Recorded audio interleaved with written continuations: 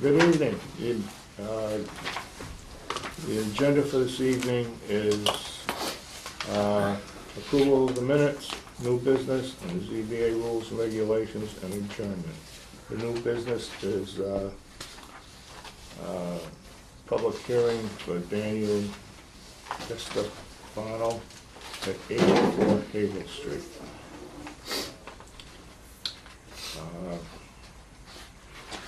Call this meeting to order. You all read the minutes. They're quite lengthy.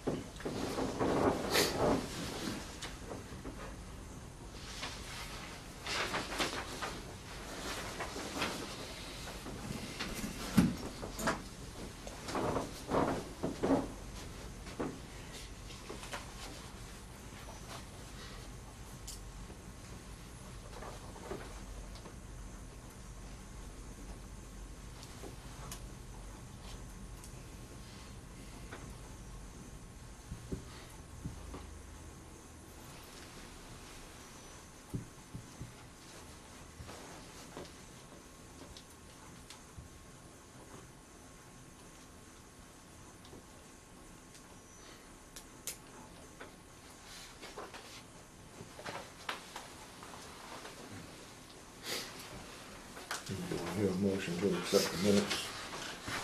So moved. Motion's been made. Second. I'll second it. Tom seconds the motion. Any additions or? Okay. All those in favor? Aye. Right. Okay, the minutes have been approved. Next item.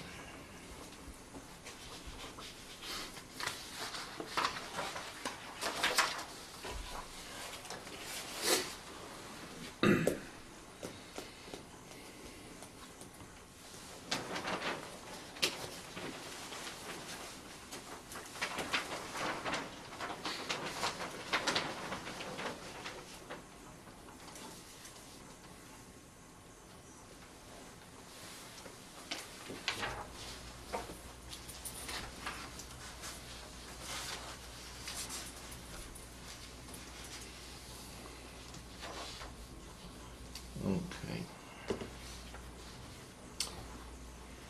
We have a public hearing tonight, case number 1602, for an application received from Daniel DeStefano for a special permit for a change of use at 804 Haverhill Street.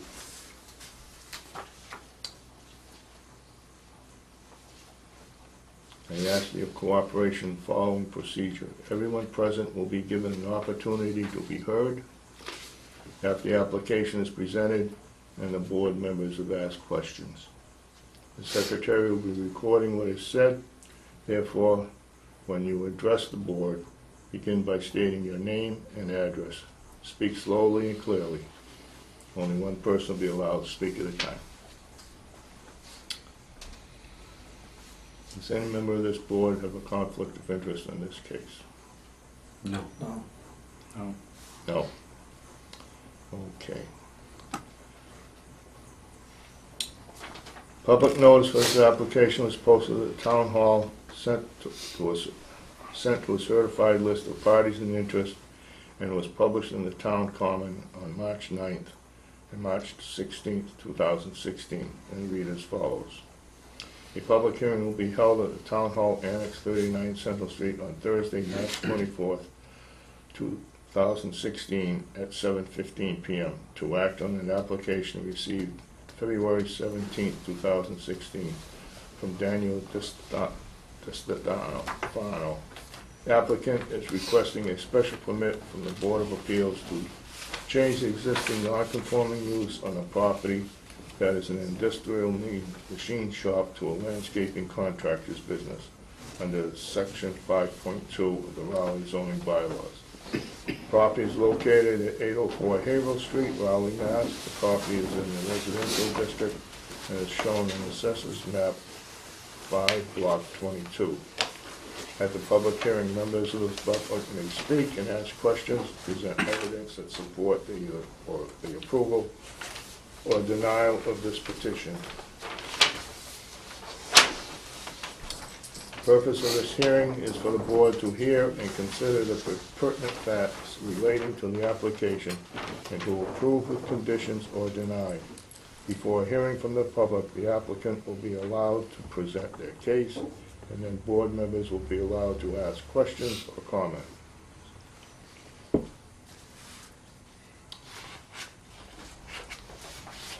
Before I get there,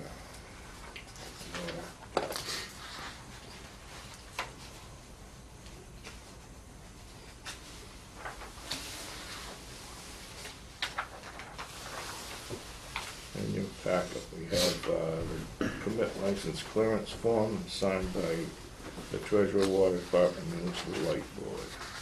We have a letter from the Conservation Commission. We have a letter from the Planning Board. And we have a letter from the Fire Department. And a letter from the Board of Health. I believe, yes, Board of Health.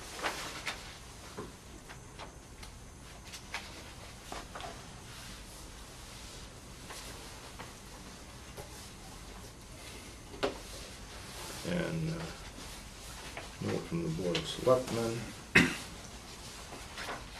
so forth. And we have the abutters list, and that has been signed by Mr. McFadden.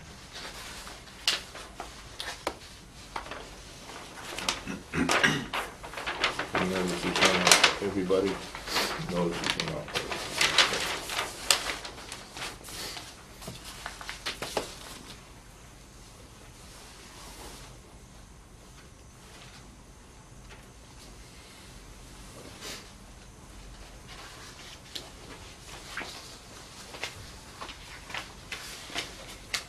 Okay, and we have a map and so forth. Okay. The application is as follows. Applicant Daniel Distefano, 98 Trowbridge Circle, Raleigh, Mass. 01969. The owner of the property is Christine Alexander, trustee, P.O. Box 731, Raleigh, Mass. The applicant is not the owner, but a prospective purchaser, and he's asking for a special permit under sections 5.2.1 of the Raleigh Protective Zoning Bylaw. Premises is at 804 Haverhill Street, Raleigh Assessors Map 5, Lot 22. It's in a residential area, and there's no overlay district. And it's recorded in the Essex Registry of Deeds as Book 14226, page 154. And there has not been a variance or special permit on this lot. And the description is change of use from industrial machine shop to landscaping contractor's business. And the reasons for the request, see Exhibit A, and we'll get to that when we get there.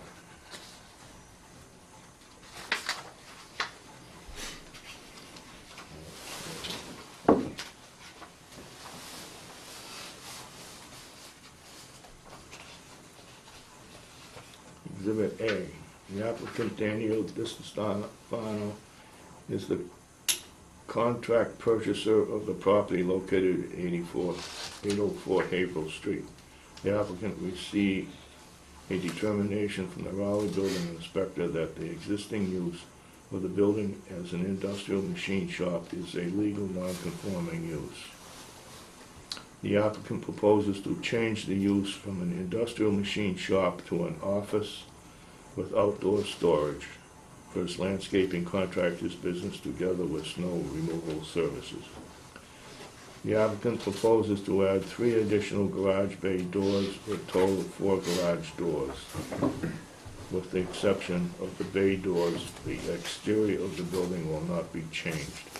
No additional square footage is being added to the building. The applicant proposes to store mulch and other landscaping materials at the rear of the site, as well as salt in the storage container. Trucks used in conjunction with the business will be stored on site, including bobcats, 4 to 5 trailers, trucks, and loaders. However, it should be noted that frequently equipment and vehicles are stored off-site at the customer's location rather than on the premises. The applicant's landscaping business is an excellent reputation and will be operated in a neat, clean, and orderly manner. The applicant is a resident of the town of Raleigh and looks forward to bringing the office of his successful landscaping business to the town. The applicant submits that the proposed use of the property for landscaping business will not be substantially more detrimental to the neighborhood than the existing industrial machine shop.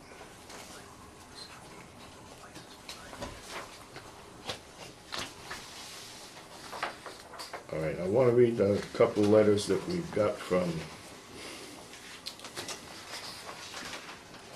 the Conservation Commission and the town planner.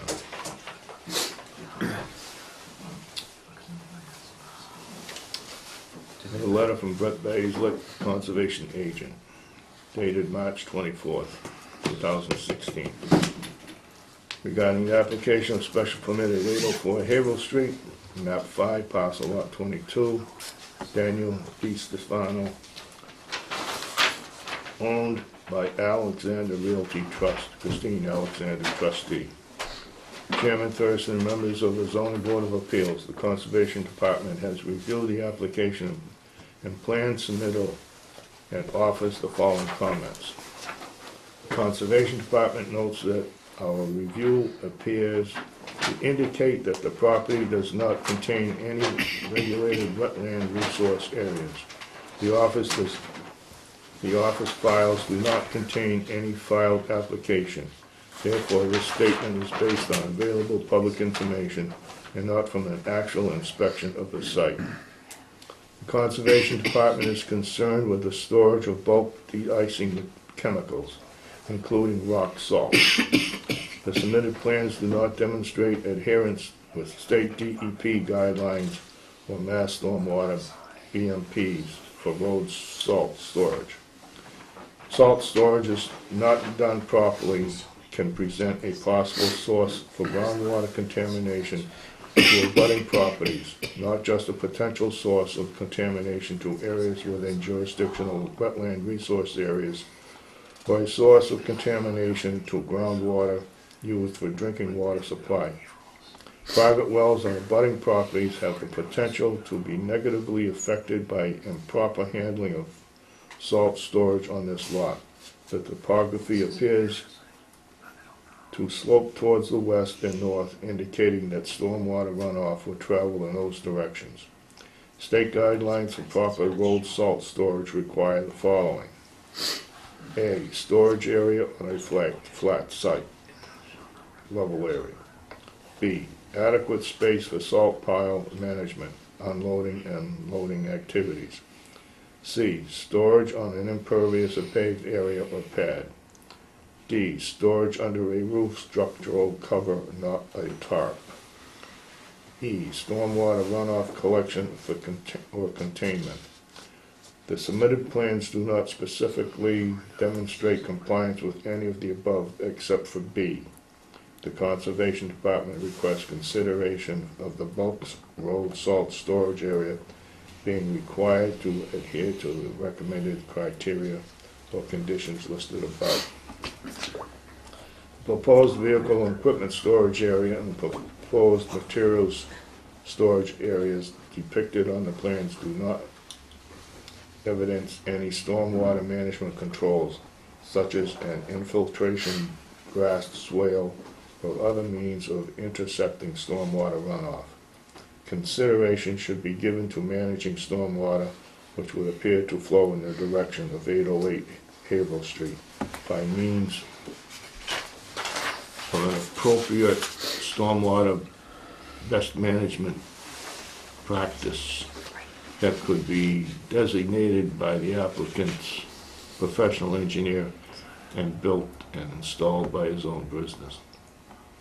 The Conservation Department respectfully requests any consideration by the ZBA of requiring the above recommendations be implemented by the applicant if the board so chooses to approve this application.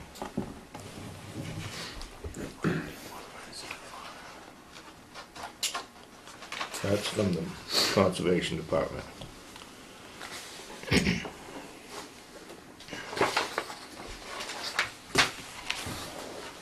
And I have a letter from the town planner.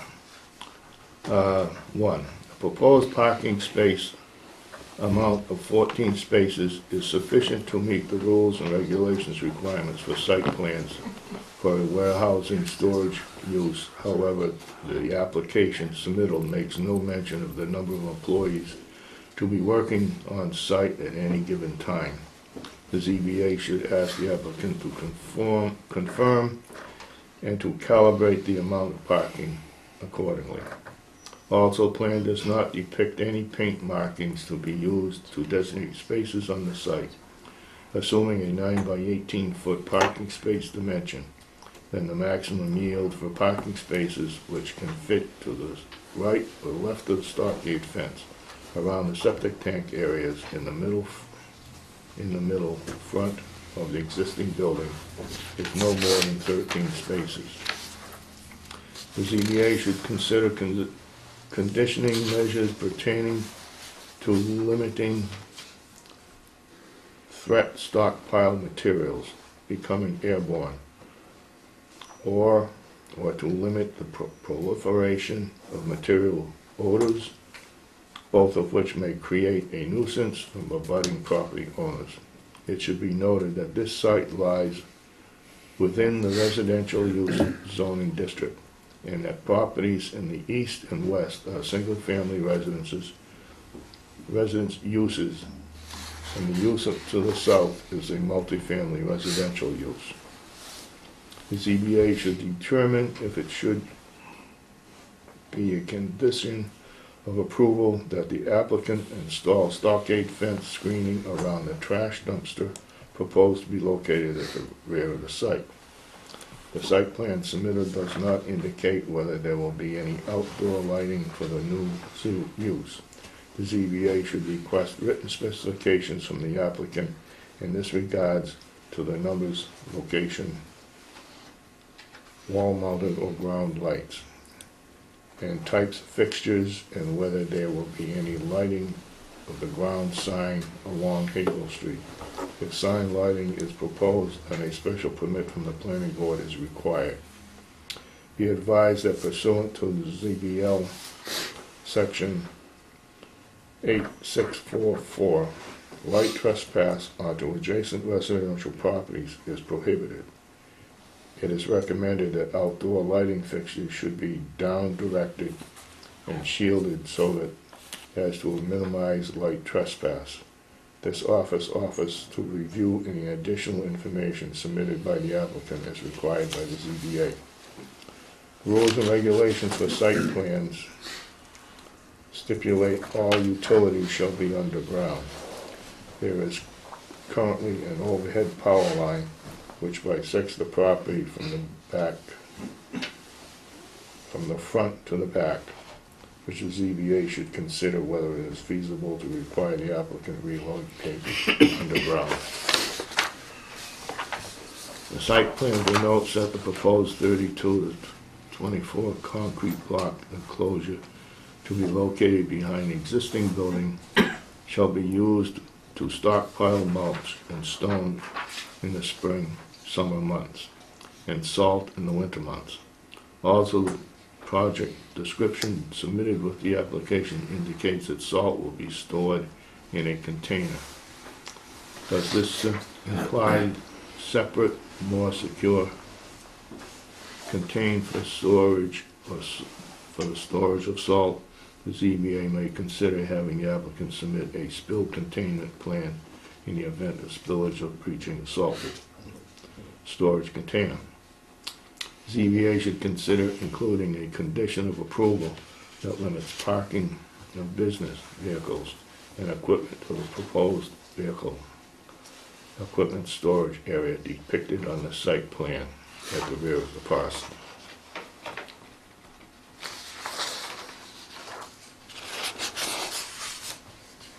Fire department.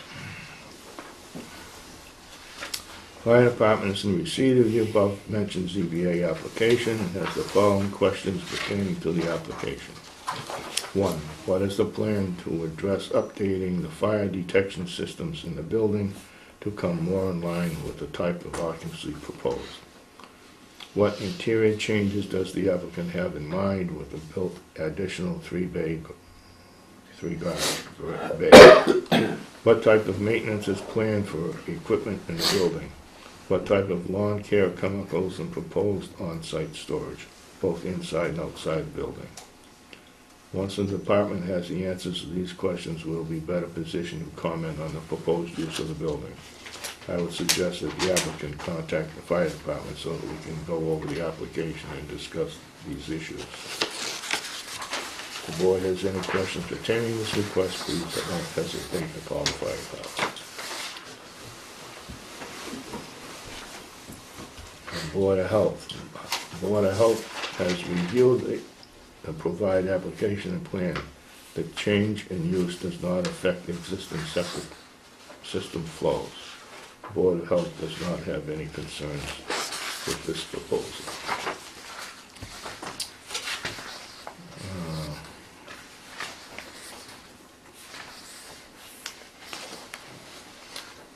From the Board of Selectmen. On March 14, 2016, the Selectmen reviewed the application from Daniel DiStefano for a special permit at 804 Haverhill Street and had no comments.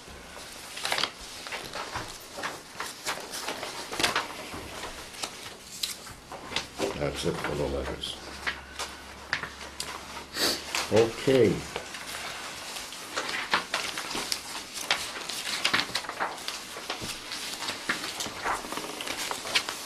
Call on your attorney. Thank you.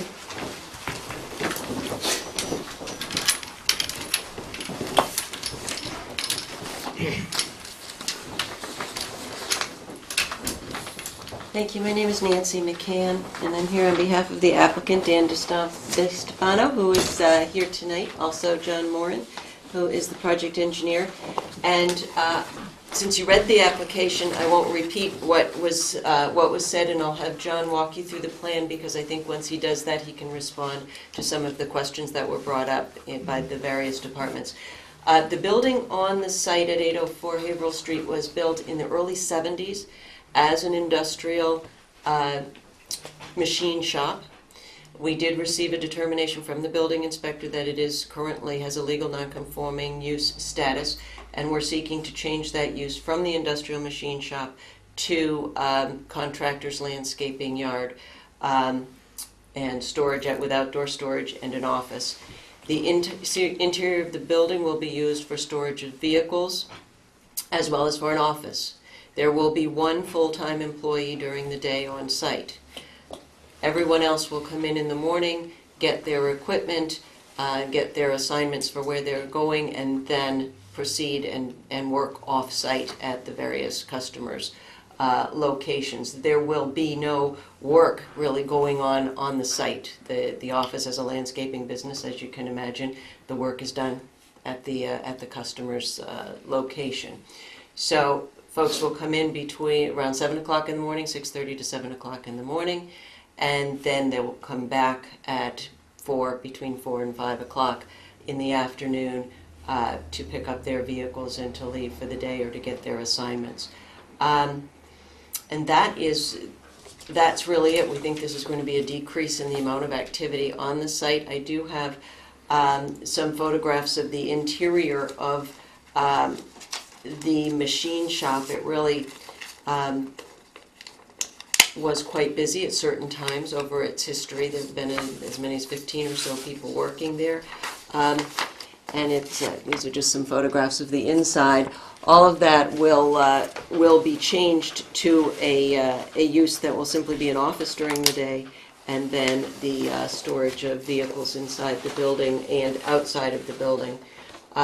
We'll be storing some mulch and landscaping materials, as we've indicated in the application, at the rear of the site, and I'll have John go over that with you, because we are proposing screening in the form of fencing as well as containment of the salt and the mulch areas, which I think is important. And let's see what else I can hit that you haven't already noted in reading the application. Dan has had a landscaping business for a number of years. He has a very good reputation that does include snow removal services in the wintertime. And for large jobs and large customers, both the equipment is stored on a regular basis at the customer location, not at this site, and the employees go directly to the customer location in the mornings and don't even come to the site of the office. So there really is very little activity on site during the day, other than in the immediate morning and in the afternoon when employees come to get their assignments. I think I will ask John at this point to go through the plan, and hopefully that will address some of the questions that were raised. Good evening. For the record, John Moran. I work for the Moran Cameron Group, offices at 447 Boston Street, Topsfield. So the plan that you see before you, Haverhill Street's actually on the north side of the property, or the right-hand side of the plan. And the property is serviced by a single driveway coming in. There are no proposed exterior changes with regards to additional impervious surface. So the first thing with regards to the conservation comment about additional stormwater management, we didn't propose any additional stormwater management because there's no increase in impervious surface. So you wouldn't be required under the regulations to provide any additional stormwater. So what we are proposing is Mr. DiStefano is going to have customer parking and employee parking in the front. And then all his vehicles and material would be stockpiled in the back. And what we're proposing is a 6-foot-high chain link fence with privacy screening to block off the entire storage yard. And it would start at the front of at the side of the building. We'd have a gate through the parking lot to the property line, off to the rear line. We're not proposing it right along the edge of the rear property line because we don't need that. This area is all wooded. In this location, the light green that you see is lawn area. The dark green is the edge of the existing woods. There is some mulch areas right in the front of the building, right where the pavement comes up to the front of the building. So again, we'd have that fence around the entire stockpile area. And the storage area, which is shown right here, would be encased with those shade blocks as storage containment. You would be on the pavement, and it would be covered. There would be a cover, not a tarp, but a cover actually over the top of this structure, so that the materials underneath it are covered to rain. As was noted in the application, Mr. DiStefano is looking at adding 3 additional garage bays. What we did do is, that wasn't included any photos with the application, but what we did is we took a few photos of the building and just superimposed where those doors would be.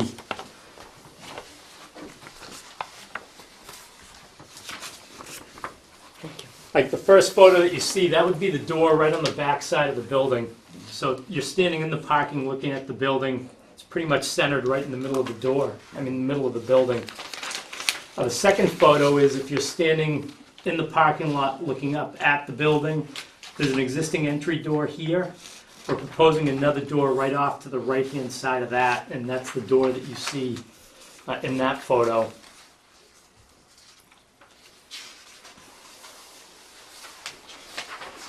And the third photo is the same door, it's just you're actually standing further back the driveway.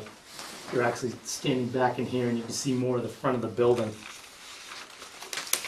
Then the next photo is, you can't really see it in the other photos, there's an existing fence right here. And we believe the reason the fence was there is the dumpster used to be in that location as well. The dumpster now sits out in the back of the parking lot. And we'd be enclosing this entire area, so we didn't see the need for an additional dumpster enclosure because you won't be able to see it anyway with the proposed enclosure that we've got on the plan. But there'd be that third door cut in right where there's an existing double door. It's just, it would be widened as you can see in the photo, and it would be a roll-up electric garage door pretty much. What we did is the last photo is just an example of what that door would look like.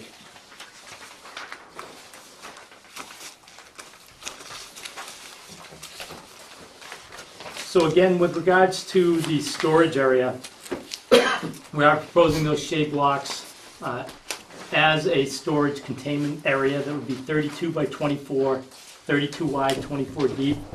It would have a cover over it, not a tarp. It would actually be a constructed cover over the structure. And again, we didn't propose any additional stormwater management along the back edge of the parking lot because we weren't proposing any increase in impervious area. So we didn't see the need for that. Plus, the existing leach pits from the septic system are right along the back side of that parking lot. So you wouldn't want to propose some sort of infiltration right next to that leaching facility anyway, with regards to stormwater management.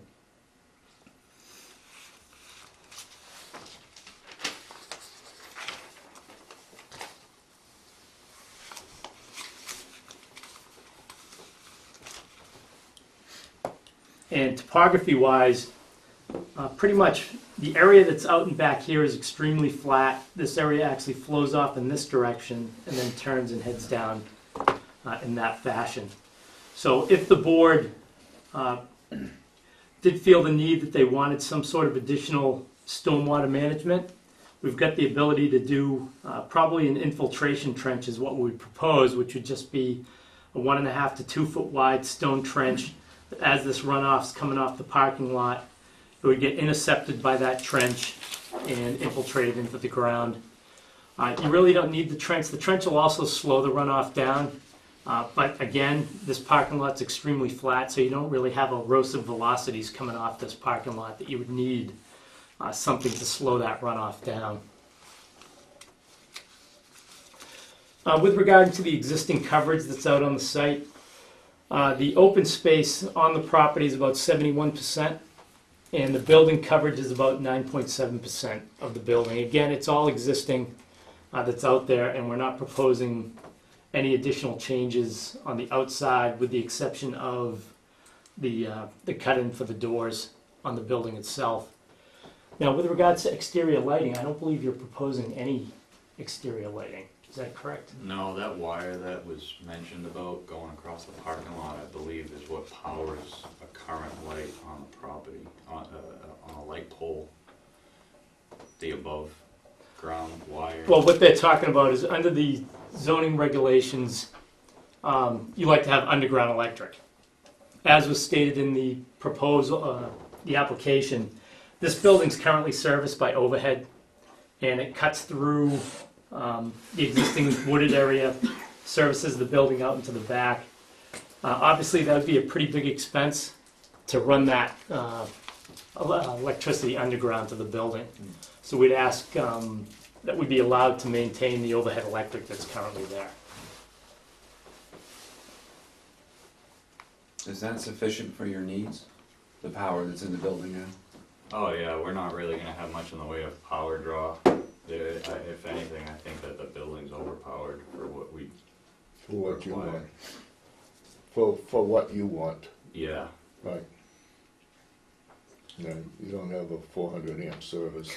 You don't need a 400 No. amp service or No, I mean, we just would have basic, lighting, yeah, basic Inside lighting and basic tools, just, you know, right?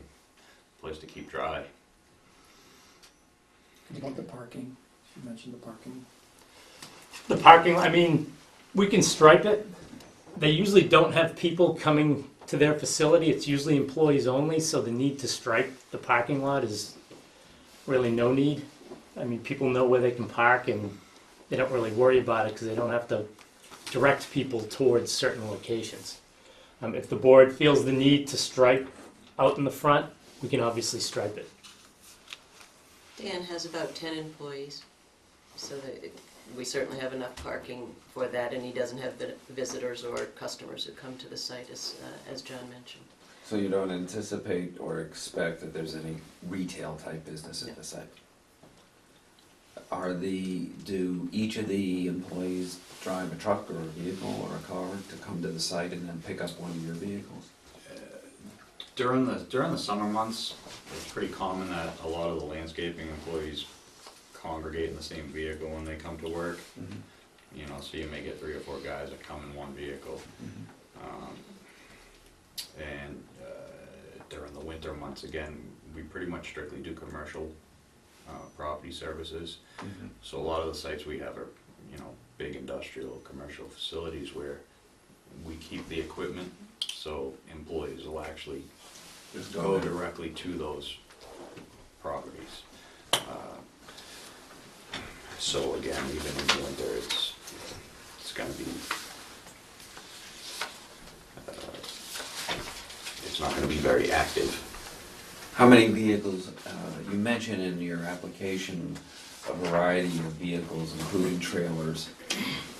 Can you be a little more specific? You know, I mean, are we talking about, you know, let me think a second here, 2, 4, 6-wheelers, 8-wheelers, pickups? What kind of vehicles Yeah, are I we mean, talking about? pickups and 1-ton dump trucks, 6-wheel dump trucks, Mhm. skid steer trailers, enclosed lawn mowing trailers. Mhm.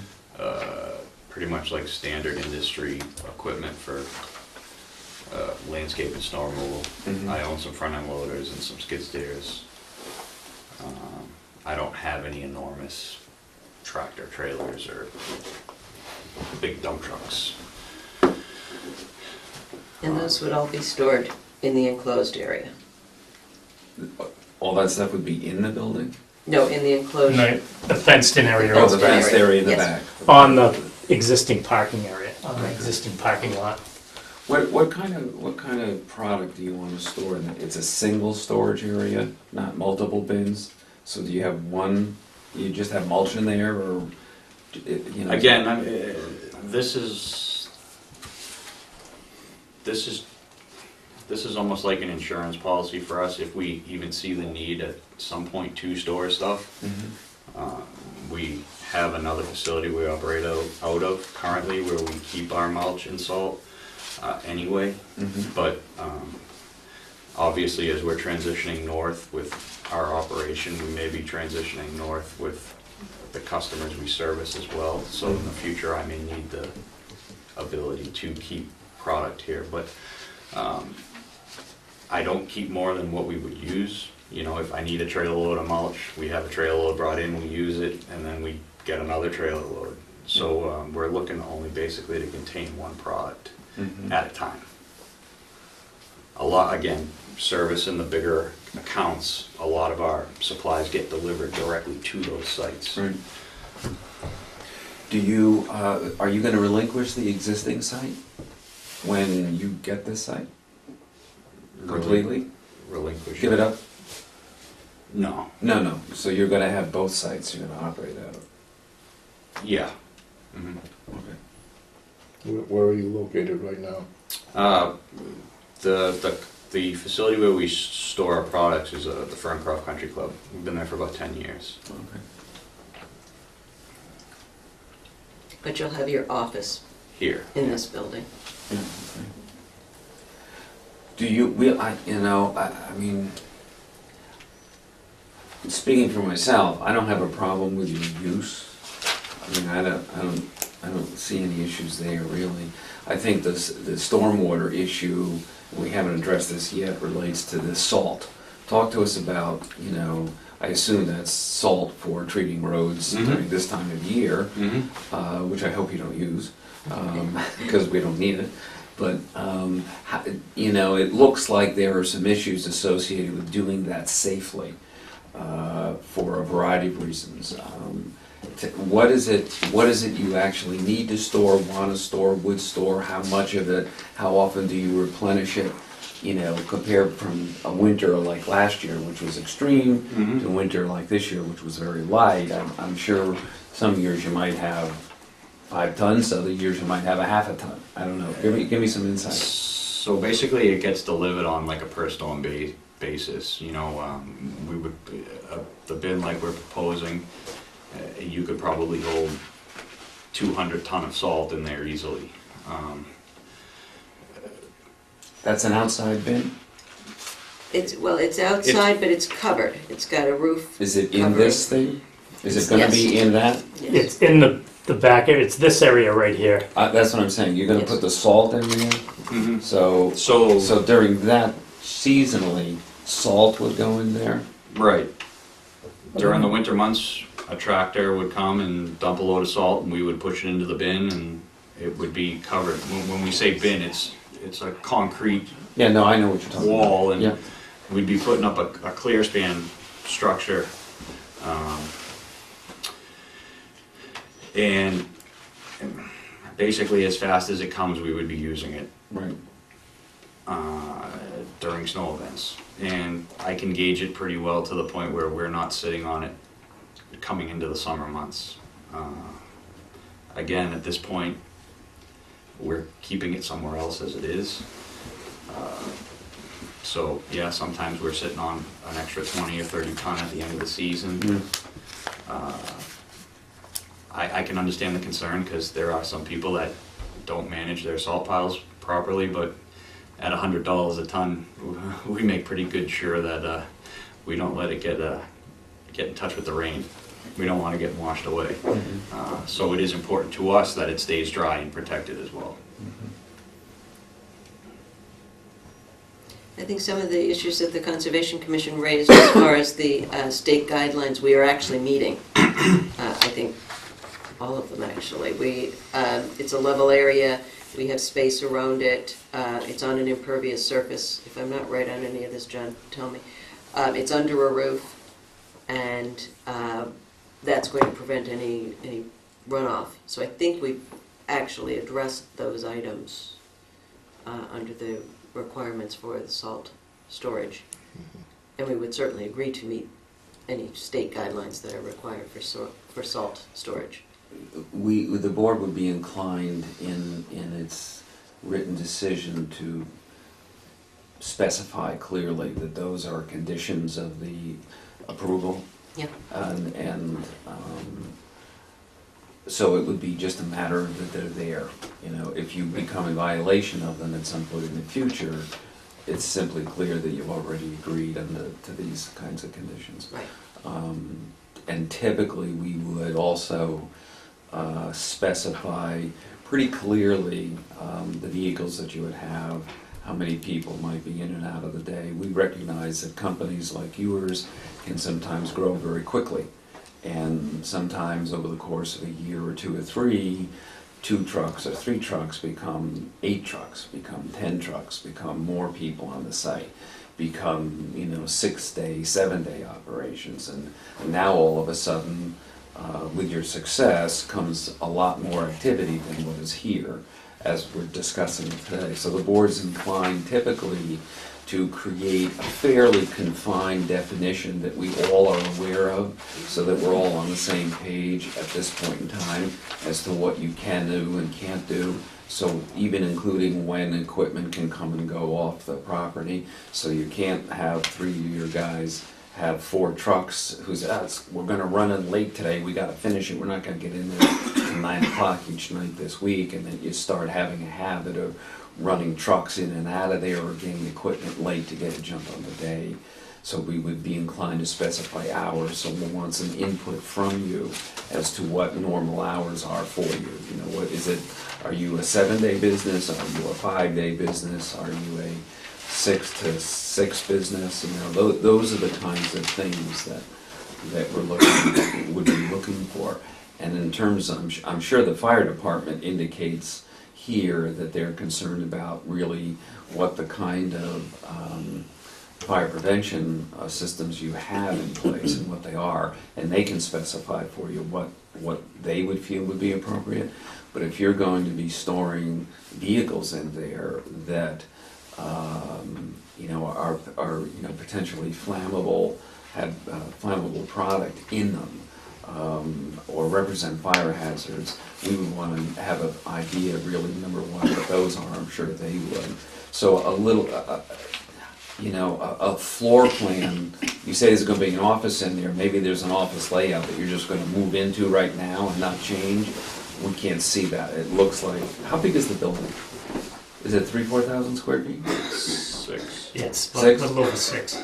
You know, we see where the doors are. I don't have any problem with the doors. Makes sense. I mean, I happen to personally live near the site. I drove in the site tonight on my way over just to get an eyeball of everything. So I have a very clear image of what you're talking about. I'm very pleased to see the fence, because that was my main concern in driving in the lot, is the people that are in that residential complex behind you is sort of like, hello, and if you're going to be doing lots of work in and out of there, that'll be a nice buffer. I think that's good to do that.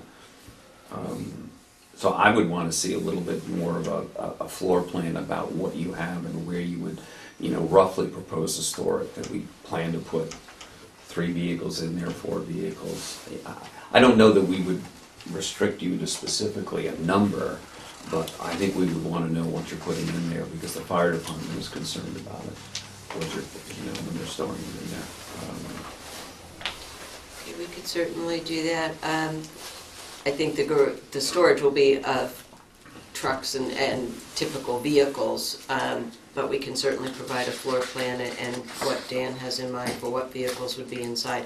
Obviously, should you grant what we're requesting and grant the special permit, we would still have to meet code compliance for fire protection. Right. You know, that, we'd have to do that anyway, so Right. we understand that, but we can get a floor plan.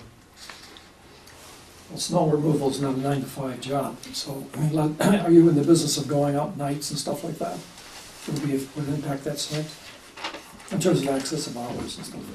We could be operating at Right, any given time. sure. And the benefit of snow is it is a good insulator too. So it does have a tendency to buffer sounds. Granted, people are pretty much going to come in and they're going to go. I think, Dan, we can represent that 3 seasons, fall and summer and spring, you operate basically 6:30 in the morning to 5 at night. Is that 5 days a week or 7? I would call it 6. Okay, 6 days a week. On rainy days, sometimes we do end up working Saturdays if we Okay. lose a day. So 6:30, if we're getting outside parameters, 6:30 to 5, 6 days a week. And then in the winter, as he said, we get a snowstorm, your bigger jobs, you leave your equipment on the job site and your employees go directly there. But on the smaller jobs, they could come here and pick up equipment in the Yeah. wintertime. And outside of the hours that I just gave you. So are you representing that, that the snow removal is all private? What do you mean that it's all private? No town contracts, no state contracts? Correct. Correct. We just do commercial, private sector work. We also service those those multifamily buildings that abut the property. So any noise that we may make would be the same noise that they would probably be hearing when we're servicing their facility as well. Or whoever serviced them. Hmm.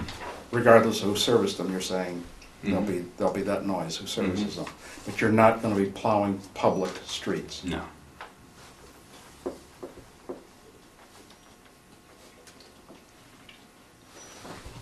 So parking lots for like the shopping centers and stuff like Mhm. that. Condos, office buildings, nursing homes. Okay. And the best time to do that is at night. Well, yeah, I mean, we have an obligation to keep them safe and open, passables for the fire departments to be able to access them, so we continuously operate throughout the snow event on those sites. Yeah. How many how many snow-related trucks do you operate? 10. 10?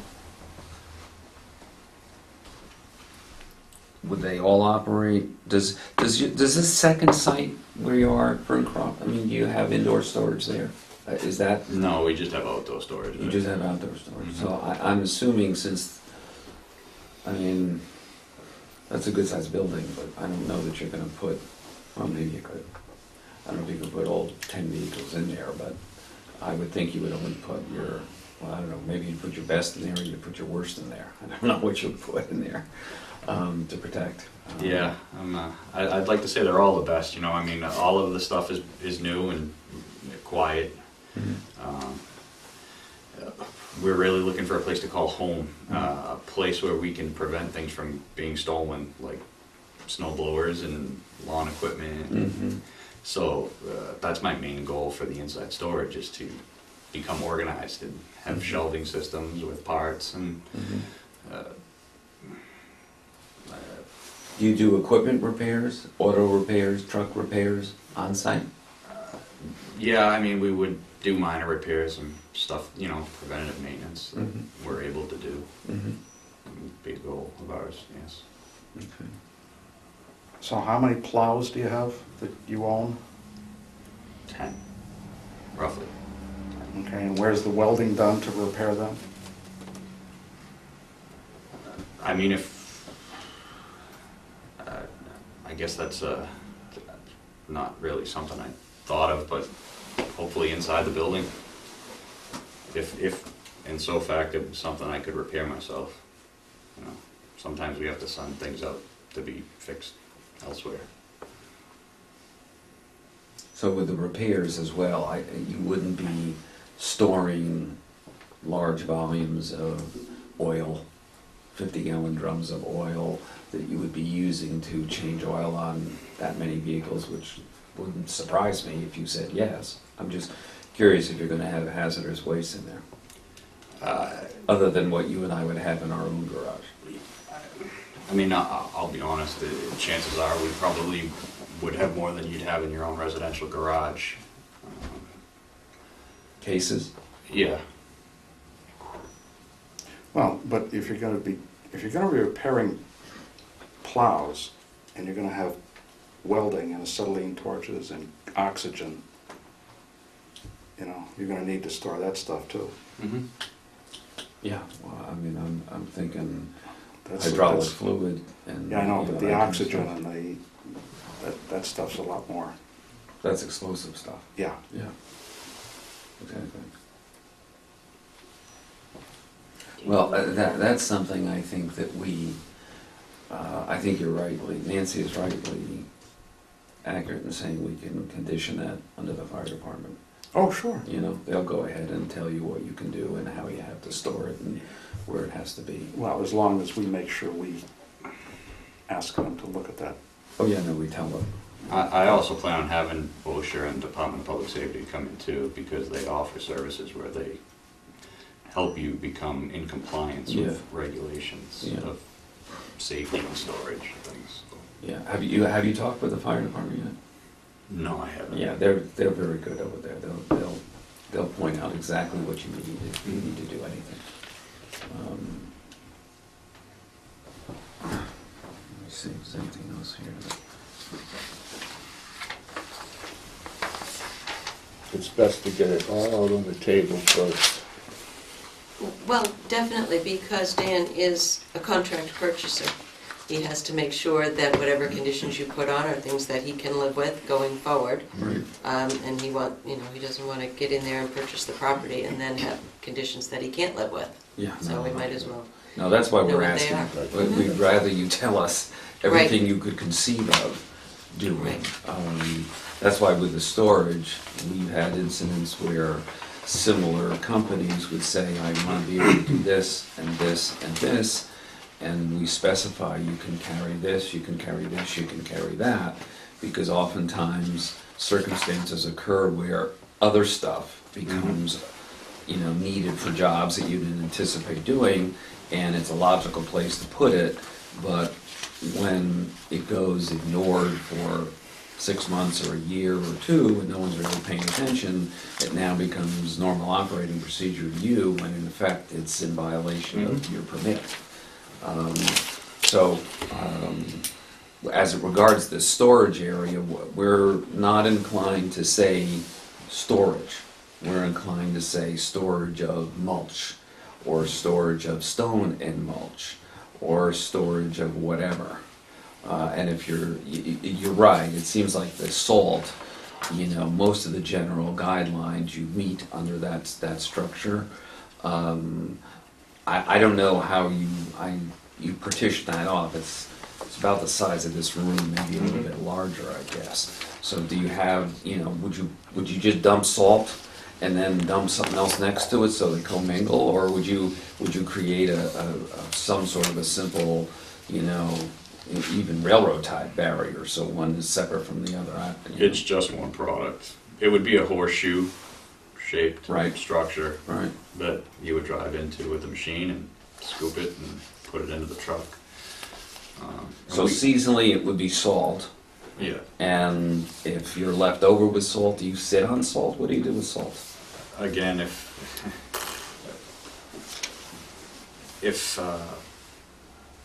in the past, what we've done is, again, having my other storage yard, we've always kept it there in that same type of structure, and we put a tarp over it as well. And you just keep it, and you sit on it? Yeah. Yeah. Okay.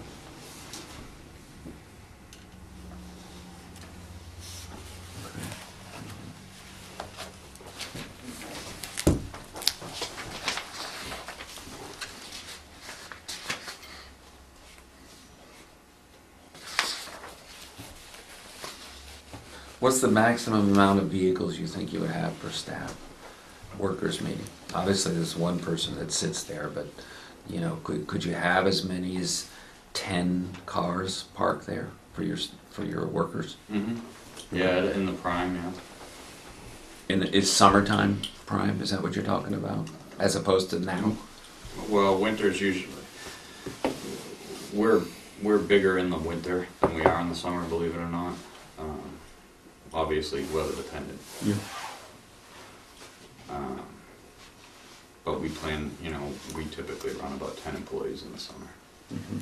And it's been that way for the past 5 years. Yeah, okay.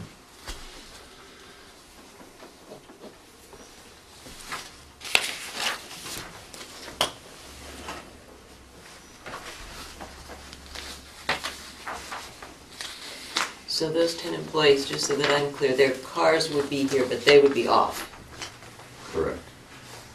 But their cars could be here, or they may take their cars or whatever. But you've got 10 employees, but they wouldn't really be on site during the day, but their cars may be on site.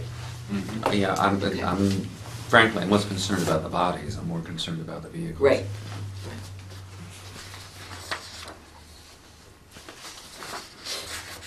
The fire department letter requests to know what type of lawn care chemicals are proposed for on-site storage. If you've already told me that, then I apologize, but I don't recall hearing what the lawn care chemicals you're gonna store are. Yeah, typically we don't even store fertilizing products. If we did have some, it would be whatever was excess from a pallet that we purchased for that application. If you know, like the first application of the season, we have it pretty much dialed in where we only buy what we need from our supplier. So there may be miscellaneous, for example, if you went to my location now, there's probably 20 or 30 bags of excess, you know, different types. Nothing that I think you'd even call flammable. How about deliveries? What kind of deliveries do you get? How frequently do you get deliveries? What kind of trucks deliver?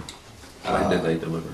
I mean, the salt would be delivered by a triac or dump truck as needed, weather dependent. Again, if you did receive a mulch delivery, it would be sporadic. A lot of the stuff is direct shipped.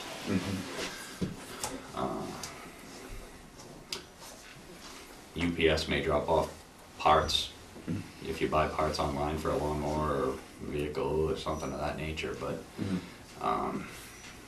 Probably come to my house more than they come to you. maybe, or they come to my With my wife? but it's not like we're gonna be storing products on the, I don't want pavers and curbing and granite and things like that. That's not my goal to collect that stuff. I mean, we're primarily a maintenance company, not so much a construction company. So, for these products, whatever they are they secured somehow from the public, you know, coming in? I mean, not to be melodramatic, but, you know, fertilizer has been used historically, you know, for evil purposes. And is it secure? I mean, 20 or 30 bags, you know, would be looked upon by certain federal authorities as, you know, what are you doing with this fertilizer? What are you mixing it with? What are you going to do with it? And I want to know that yours is secure from somebody saying, hey, there's an easy access to this that I don't have to answer to somebody for.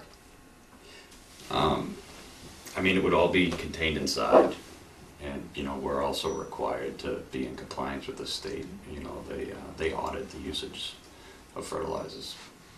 So, Inside the building. it would be stored inside if there was excess. Yeah, it's not something I'm gonna... Inside the building? Correct. Okay.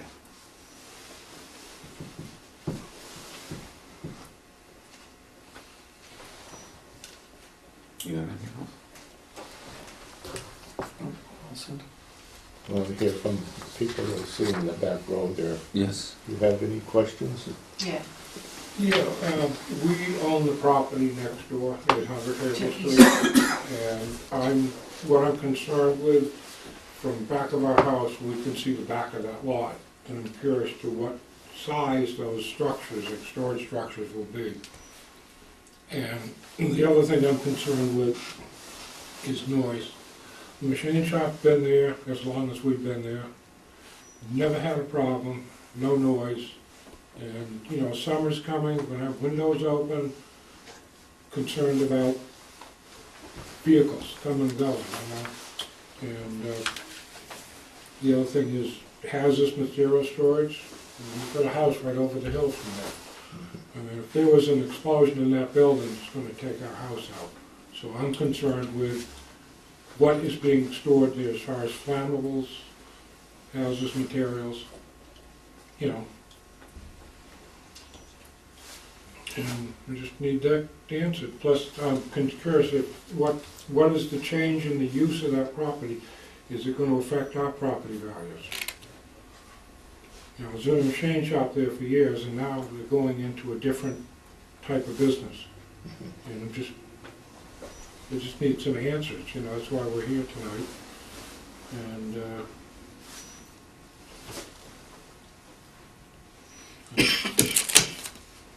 when he's talking about not having a lot of truck traffic, which is good, no heavy equipment, So we're not concerned with that. But, you know, like I said, when I look out back of my property, I can see the back of that lot, the back parking lot. And I'm concerned what kind of structure's gonna be there, it's gonna change the look of the State Mart. It's a valid question. What's the height of the storage area? Yeah, maybe John could show, I don't know if this gentleman can see the plan, maybe John can You can't show. see the plan. Yeah, it would probably be helpful if you saw it. And you have a locus map down at the bottom, so Right. you can tell where their home is. Now, you're at 800 the Coles, correct? Yeah. Yeah, so that's your property. Right. Exactly, so they're to the east, they're on this lot here. So if you look at the locus map down the bottom, their house is approximately 140 feet off the lot line. So you're looking at about 170 from the building itself. So their house is roughly right about here, so when they're looking across, they can see that through the woods, they'll see that back parking lot is what they're talking about. What's the height of that bin? I don't think we put that on the plan. It would Actually, be- we did, it's about 6 feet It high. would be 6 feet of concrete blocks, Right. and then on top of that would be, you know, probably about a 12-foot high shelter. Yeah, Like, Is it a shelter like this? it would be a round vinyl shelter like you would see people that store And we would- cars and things on And there. where would you store the, Like a because you have a closet. front end loader of something to put the salt or the Mhm, mulch into a vehicle. mhm. Where would that be stored? I don't want us to look at that outside a bedroom window, if I look out my window. I mean, again, our goal is to be able to keep our equipment on the property, so we would keep it as neat as possible. I can tell you it'll probably look a lot better than the way it looks now, because, I mean, there is random debris scattered Yeah. on the property. And as a resident of the town, Mm-hmm. my goal is to have people respect and want me here, not Mhm. push me out. Oh, we're not saying that, we just wanna get Yeah, it clarified. Yeah. I mean, that is supposed to be. I mean, well, we have to look out our windows every single day. Mhm. You come to work and you go home and you Oh, look no, at I- it. So this is why we feel like we just wanted some answers is really all we want.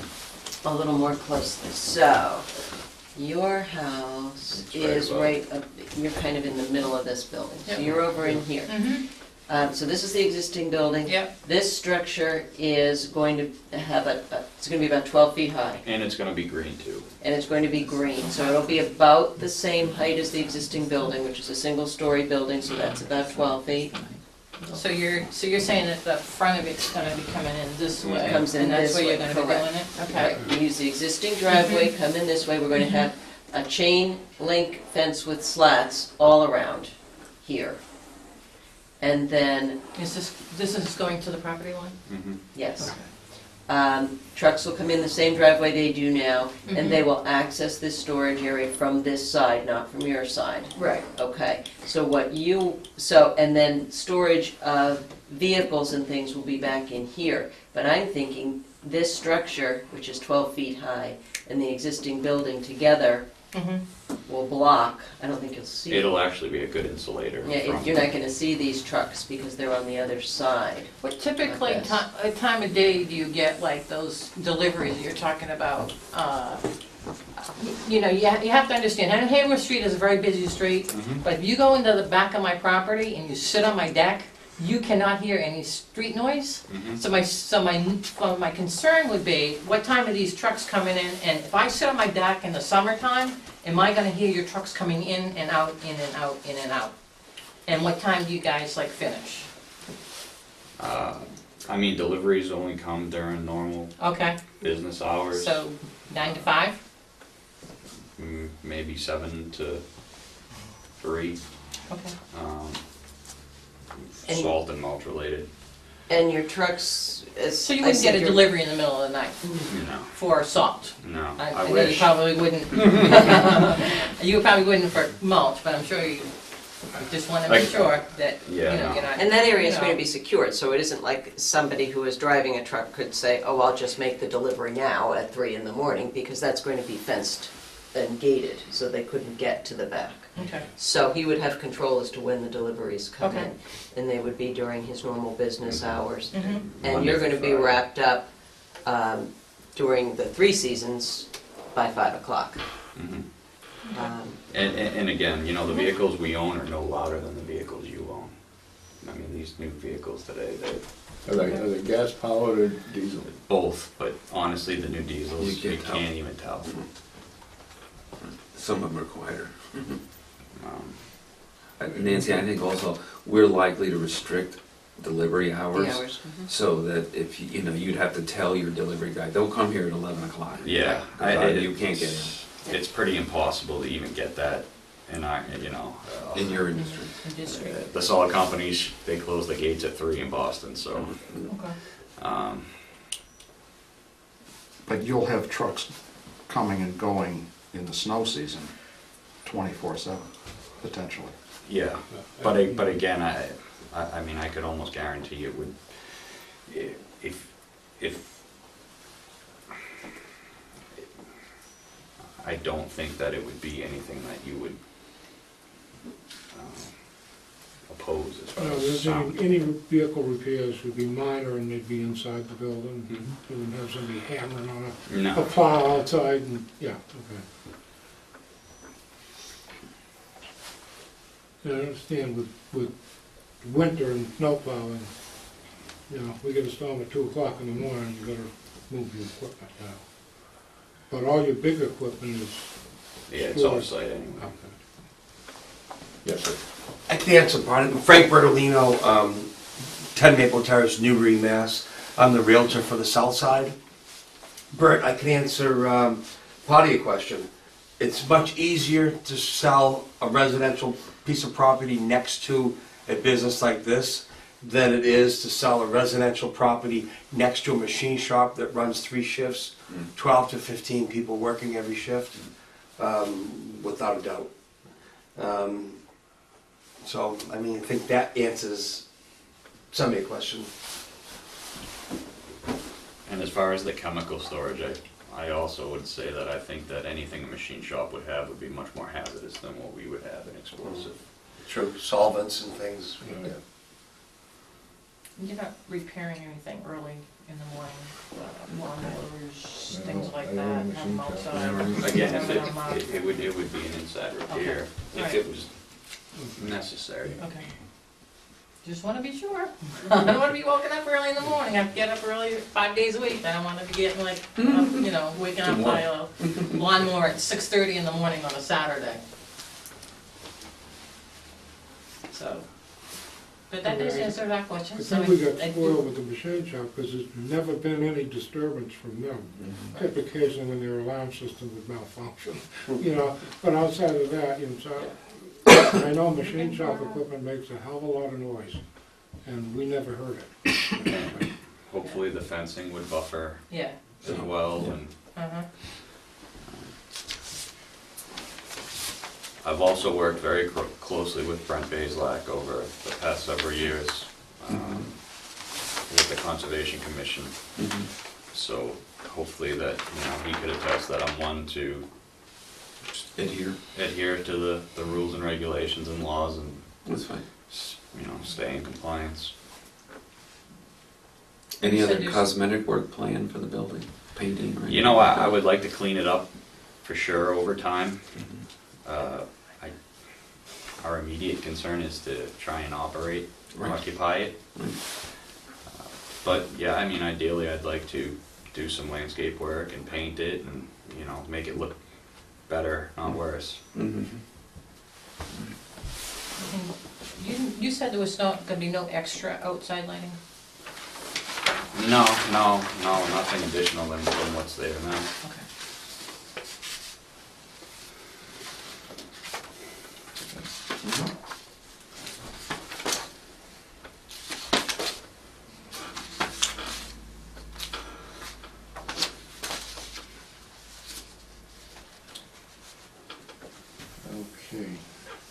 Okay. Bob, you got any questions? Apparently, part of the service is already underground, right? The electric service. The electric service is all underground, I thought. I mean, there's a huge transformer underground up against the building. I believe. Yeah, there's both. You've got overhead coming in from the street to a Right. pole. Right. And then you've got underground from that pole. You've got overhead from the street directly to the building. I mean, it's got services I think coming those in. are just like TV cable. I'm pretty sure all the power's under, but. And then you just got the one feeding the light over Mhm. on the other side. You're talking about lighting, there'd be no lighting facing our structure, right? Nothing different from what is there. Yeah, I don't think we see, I don't know if there's any lighting that we've missed out. Yeah.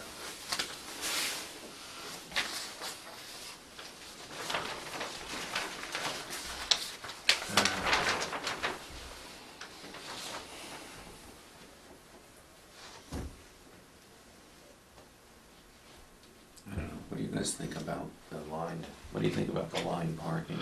Is that necessary? I don't think so. All right. I don't think that's necessary. My only concern for you, which is not something that we can impact, is that I'm, you know, when I drove up there myself 2 hours ago,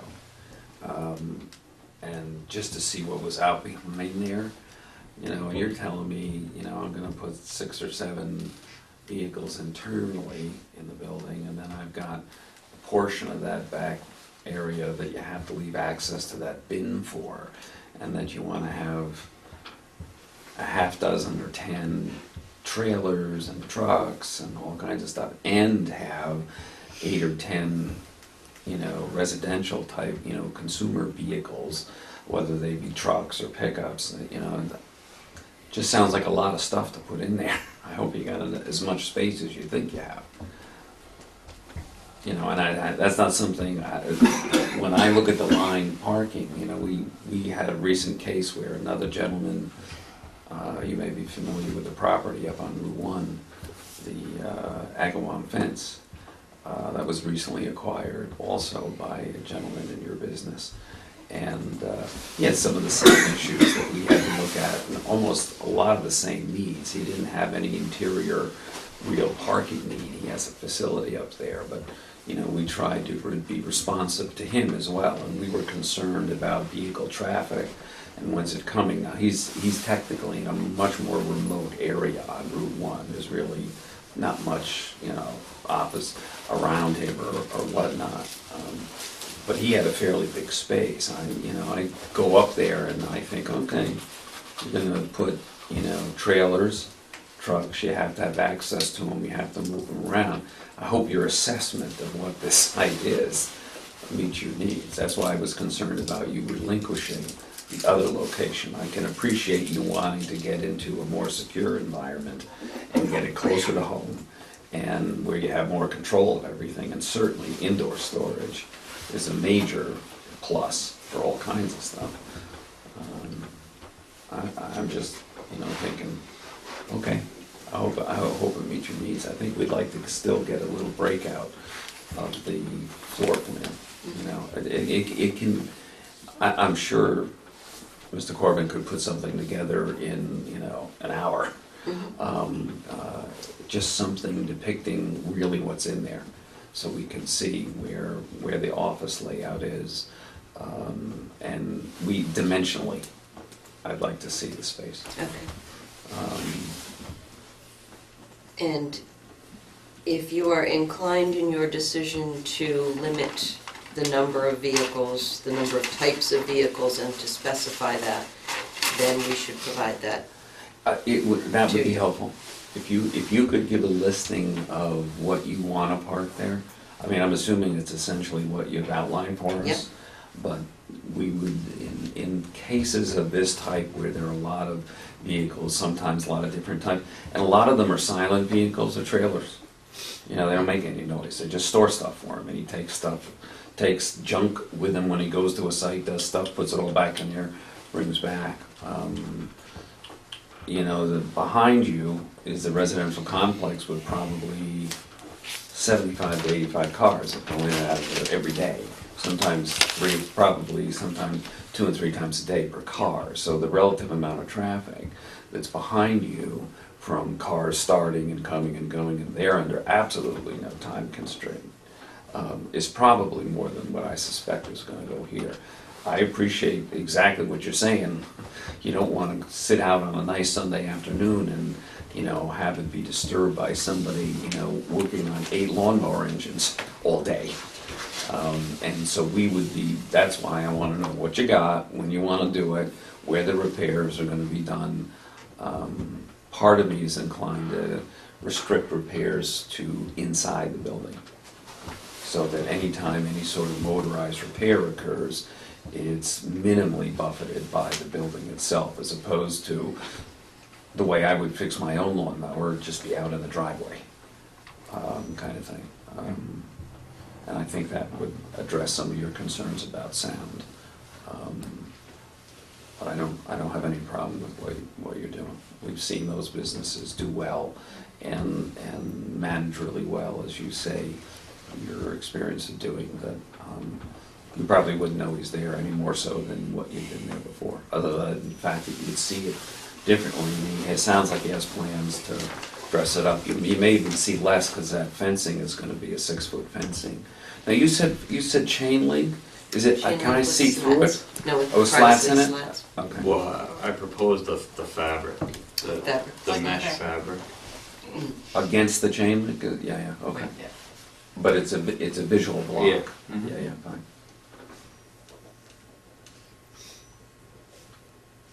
Does it say that in the application? Yeah, it says it on the plan too. It says Oh, does it? proposed Okay. 6-foot high chain link fence with a Okay. privacy Okay. screen. Okay.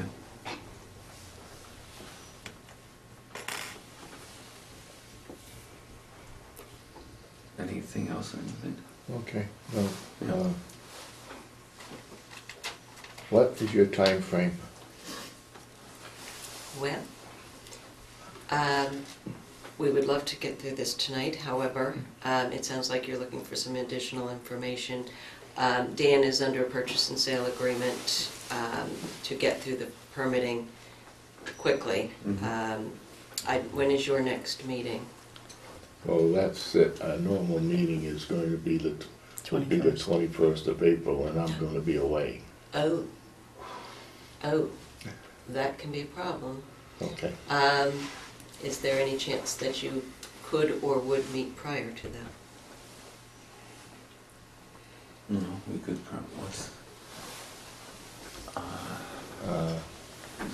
When is this? Are you away? When are you away? That whole week? Yeah, I'm leaving on the 14th, and I won't be back till the 25th. Well, then we'd have to do it either We could do it the 7th. what's today? That's only a couple of weeks. That's 2 weeks. That's 2 weeks. Do we have anything else? There is something else coming up. Do you have it yet? I do. You do? Okay. Can we get it in the paper in time? What's today's date? 25th? 24th? So it would have to be next week. Whew. I don't know if you have time. Could we do it the 13th? Then she could get this other, because that's gonna... When do you need to close by? Yesterday. Yesterday? Whatever, if we don't get through this meeting tonight, whatever we continue to, we're going to have to ask the seller for an extension on the permitting aspect, which we can do, but it's not going to be they're not going to give us too much. We have So, already had to extend it too. Yeah. So, whatever you can do to get us in as quickly as you can would be much appreciated by us and certainly by the seller. I mean, you understand there's a 20-day, I'm Right. building that into the thought process of Mm. when we need to close. It's a little easier always, though, to go to the seller and say, we have our decision, we're just waiting for the appeal period, when we need an extension. However, yeah, or the seller's lender, the buyer's lender. the buyer's lender has been good with us thus far. we're supposed to have our permitting, to give you exact numbers, we're supposed to have our permitting wrapped up by the 4th of April, which is not going to happen. So, we have to go to them for an extension. If we could do the 7th or even the following week after that, that would be a little easier, I think, to try and get the extensions that we're going to need. Can you make it on the 7th? I think so. Can you make it on the 7th? Yeah, I can be here. Can you make it on the 7th? Okay, I can make it on the 7th. We may not be able to meet here. If we can't meet here, we'll meet, ask if we can meet in the council office. In there. There may be something else going on in here that night. What we typically, from a timing point of view, typically once we arrive at a decision, we generally prepare the decision for the next meeting. Now, under these conditions, we know that you're on a time constraint to try to get done. Assuming, you know, I think, I mean, we could produce a document that would allow you to say that the board has approved the application and there will be a final decision drafted, you know, for the next hearing. The best we could, I mean, when do you have a closing date? I know it's tomorrow, but what's the date? 29th of April, Okay, and there's financing period in that as well. okay. Well, we could probably get a decision within the 7th. Possibly by the 14th, but more likely by the 18th. I mean, the difference being is that you have a full-blown decision signed off. Well, we can know because You gotta it's run got to it. be the 25th. Won't be available to you the 25th because Don will not be here. We have to sign off on it. So you wouldn't have enough signatures on it. So we- that means that the appeal period then would not start to run till the 20, Technically, right, when it's signed. and then you get to file it. And, So, right, signed and filed, right. um, But you'd have a, I mean, we'd have our vote, and maybe that you'd that have your does vote, and based a upon our level experience, of maybe confidence. Nancy, you know yourself, you know, I mean, sometimes people just sit and watch and then they act, but typically, concerned abutters express their opinions as Yes. you folks have now. Right. Um, The lender won't let us close, I'll tell you. The lender will not let us close until Without the the appeal appeal period period's is over? expired, sure. Yeah. oh, well, I don't know. But, you know, if we have to get an extension, I appreciate your willingness Yeah, I don't to know work how- with us. Certainly, you're being very kind, and I appreciate that. So, if we can meet on the 7th, and then whatever we can do to expedite the actual written decision after that would be great. And then we'll Well, go if from we, there. in order to be practical, the decision, so that we could all sign it before Don left, that we have to have the decision in place by the 13th, you know, prior to the 13th, because that would be Don's last day. Right. And then we could get, well, it'd be filed, you could draft. I could draft a lot of it. The sooner you get information to me, the better. Okay. So that we could have it then. Lise, that's a Wednesday. When would you actually record it? Next day. Thursday you would be able to record it? Oh, yeah, yeah. Okay, so your 20 days would start on the 14th. That would Is be that very better? helpful. Is that- That would be very helpful. You could accommodate that. The town planner's comments at paragraph 6 suggest a spill containment plan,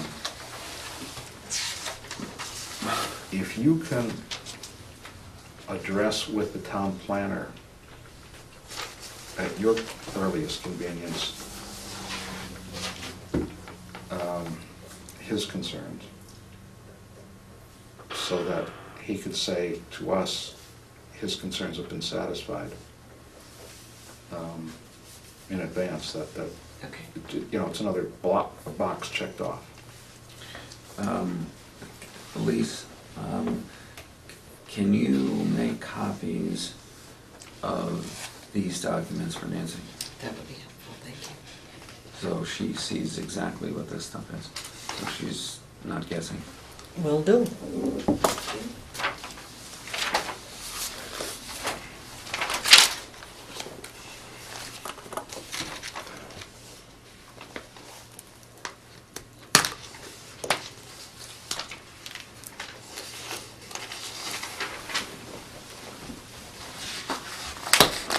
Do you want me to copy just Concom and the planning? Give them. Fire department. Give them fire department, too.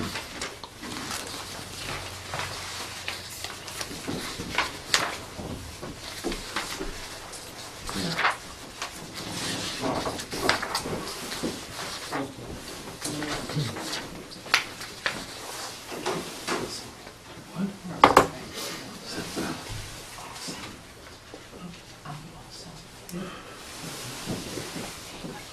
Thank you. Have a good night. Great seeing you again. Thank you. I see Linda often.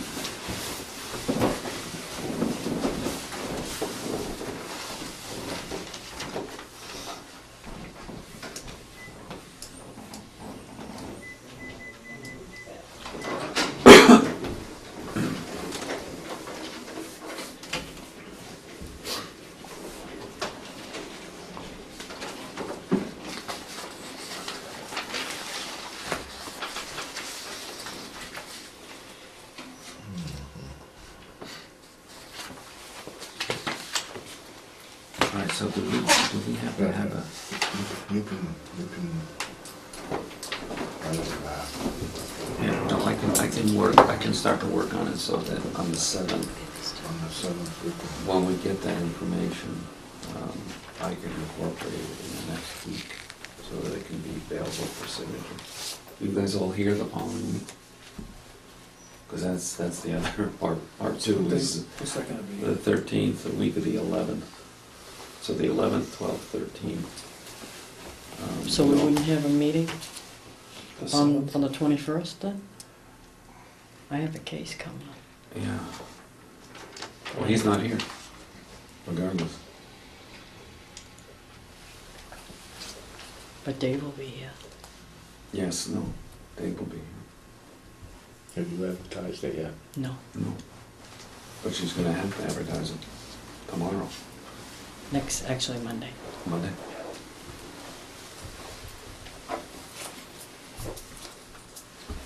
Unless you wanna put the 21st out to the 28th and move that back a week. We could do that. We could do that. Let's do that. That way we can get that April case in Mhm. and you're back and we're all here. So would we be getting together the 7th, the 13th, and the 28th? No, the 7th, we just have to get together. The 13th, we just have to get together a sign, like we did last time.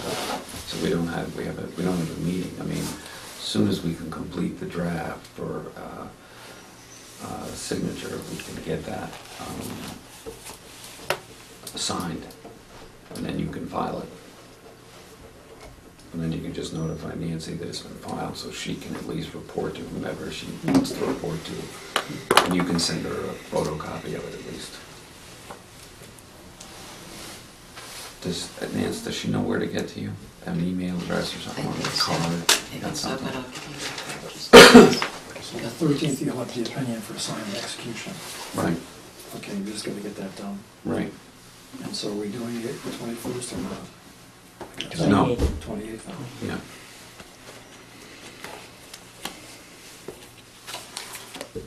And then the May meeting will be the normal, Then Normal time. we'll get back on the back on the normal normal schedule schedule.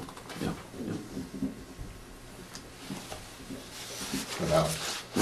Just in time for summer. yeah. Right. Oh, where do you see the next case?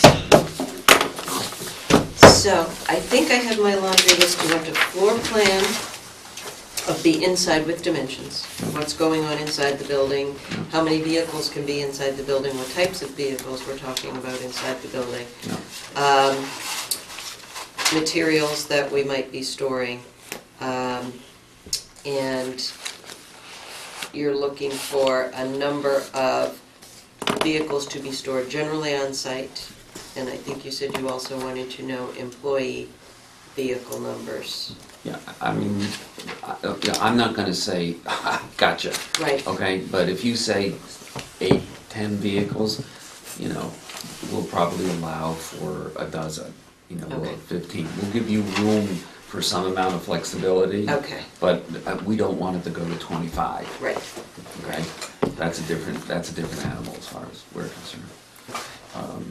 Yeah, if you can get us that stuff, you can send it to Lisa. And we'll talk to the planner about his Yeah, and question on the right, yeah, containment. the question has to do with the storage of the salt. Right, You know, I mean, if it sounds like he wants something that prevents it from, oh, missed that one, and it's all over the yeah, place. yeah. I don't know, but there is some process, you may even be familiar with it. Talk to him about it. Yeah. So you know that, because Yeah.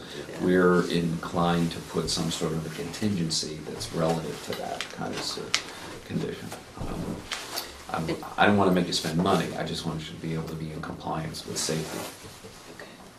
Anything else that you're looking for? When you do the interior dimensions, make sure it reflects the garage doors, the new garage Yes. doors. Because I'm assuming you can't block those. That you'll want access through all 3 of them at all times. As opposed to parking something or storing something up against it and just leaving it there. You can park a truck in, close the door, and then it's the first truck out, right? No, well, sure, no, you can do that, but I mean, I don't think he wants to store 8, a dozen steel plows inside against a door that can't be moved because those are not easily moved. Once they're down, they're down. Okay. All right, anything else? What about the fire department? Maybe. Yeah, well, You're- This is on the list. You're gonna store some stuff outside, I assume. Such as, what are you planning on storing outside? Trailers? Trucks, trailers, plows. Trucks, trailers, plows. in your list of vehicles, try to identify, here's 18 vehicles we have, here's 7 that'll probably be outside 75% of the time. Mhm. You know, so we can, again, for abutters, you know, what are those guys doing there? My God, they've got, 8, 10 wheelers now all of a sudden, where do they come from? How high's that chain link fence gonna be? 6 foot. 6. 6 foot. Yeah, anything over that's a spike fence, right? What? Everything over Yeah, that's a right, spike right, fence, right. right? Well, I mean, you get away with it with commercial maybe, Yeah. but, The elevation's raised from the road too, so you can't. Yeah, no, you're up can't high. See anything from the road. yeah. No, Not only that too, the elevation from the parking lot here up to the property line's about a 3 foot, 4 foot rise too. Yeah. So and we're putting the fence right up against the wall, so right on the highest spot of the lot out in the back. Yeah, no, that's good, that's good for the Coles, because then their visibility is further buffered, so that's good. And if that picks up a third of the height of your storage bin by doing that, so that's good. That's cool.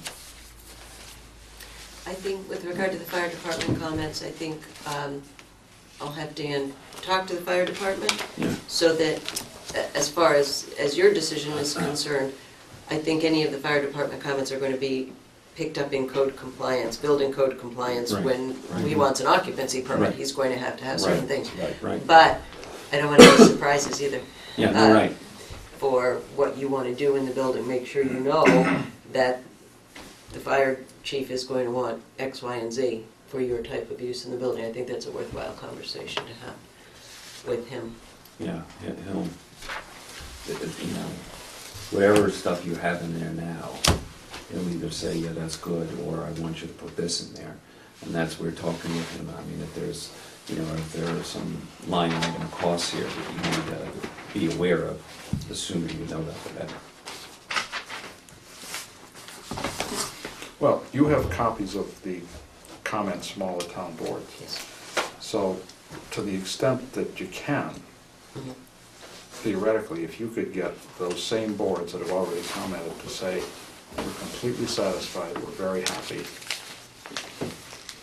and get that to us, that kind of covers everybody. I mean, just as a general.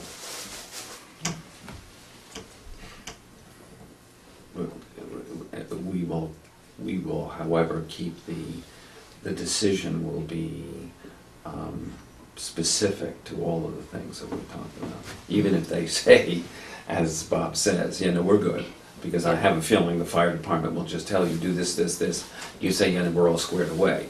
We're still gonna say what we see Oh, right sure, here. the fire department will say, we're happy as long as. Right, and we won't, Therefore, we say, we're happy as long as. as long, exactly. Mhm. Right. Okay. All right. So, Okay? Can I have you sign that? This. continue this till 7th, Yes. okay? We have a motion to continue this till the 7th. So moved. Second. Motion's made second to continue this hearing till the 7th of April at 7 o'clock.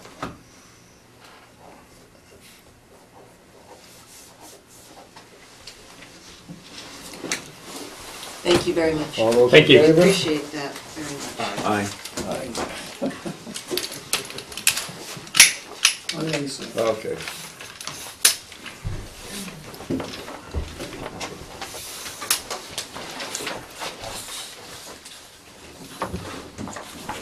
Have a good night. You too, thanks.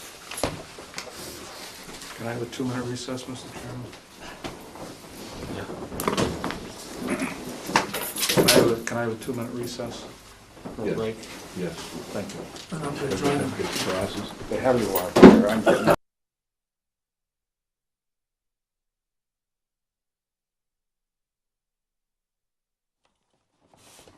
All right, the next item on the agenda for tonight is the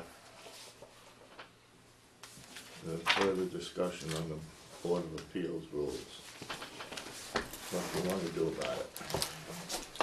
Should postpone this to the 7th of April? Well, our proposed rules represent about 25 pages of information, much of which we have reviewed, but there are some substantive areas that require time, and I think there's more time than what we have. We want to engage at 9 o'clock at night. Okay. So I would propose that we shift this to our April 7 meeting and pick up the conversation then, and we can perhaps come close to finishing the work then, so we can perhaps move forward after that date. Okay. All right. And can you share it here, between now and then, can you share what you have so we can look at it? Well, yeah, I can certainly, I mean, I have handwritten notes on every page around, you know, paragraphs which say, you know, do we need this, do we want this, does this word, you know, I went through and I marked up everything, and some of it is, as I said to Lisa, you know, this particular draft uses, for instance, the word chairperson instead of chairman. I mean, all of the state regs, which are older, are chairman. Do we want to be politically correct and be chairperson? Do we care? I don't know. You know, I mean. Well, you know what's much simpler, and a lot of towns do it, is use the word chair. Well, that's why it's a subject for conversation. Right. There are things like that here where we just need to decide on some verbiage that we want to choose. Right. So that's the need. And I found one spot where the paragraph listed chairperson, and then at the very end said chairman. Right, Right. right. So we just need to decide on one and do a We- find and replace Basically, all. what it is a cleanup. Right, that's Right, all. That's all it exactly. is. A cleanup of what's there. Yeah, Right. yeah. There's All very right, little. Why don't we continue this till the April 7th? Mhm. Okay, do we need a motion?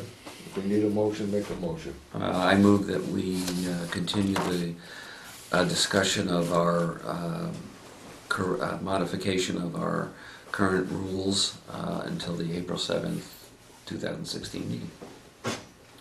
Second. Okay, motion's been made, second. All in favor? Aye. Aye. Okay, we're adjourned. No, do I hear a motion to adjourn? Motion to adjourn. Second. All in favor? Aye. Aye. We're adjourned.